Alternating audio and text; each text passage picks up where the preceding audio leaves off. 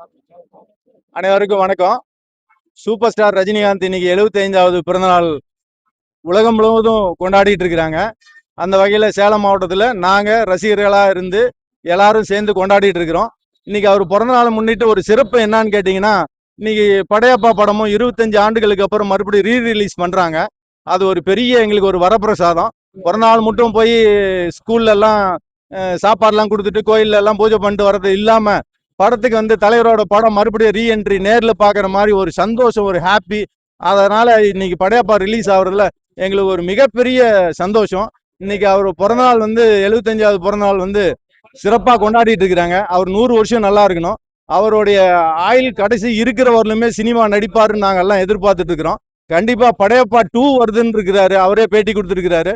உண்மையாலுமே எங்களுக்கு எல்லாம் ஒரு பெருத்த சந்தோஷம், ஹாப்பி. எல்லா ரசிகர்களுக்கும் ஒரு உற்சாகமான ஒரு இது. சூப்பர் ஸ்டார் அடுத்த படம் என்ன அப்படிங்கிறதோட படையப்பா 2 என்னங்கிறது தான் எல்லாத்துக்கும் ஒரு சந்தோஷத்துல இருக்கிறோம். ஆக்சுவலா இன்னைக்கு பிறந்தநாளை வந்து சேலத்துல எங்க ரசிகர்கள் சார்பாகவும் நண்பர்கள் சார்பாகவும் எல்லாம் சிறப்பா கொண்டாடிட்டு இருக்கிறோம். ஹாப்பியா போகுது, நல்லா இருக்குது. அவர் 100 வருஷம் நல்லா இருக்கணும்னு ரசிகர்கள் எல்லாரும் வாழ்த்து தெரிவிச்சு அவரை சந்தோஷம். நன்றி, வணக்கம். குரால்நாத் சந்திரசேகருங்க.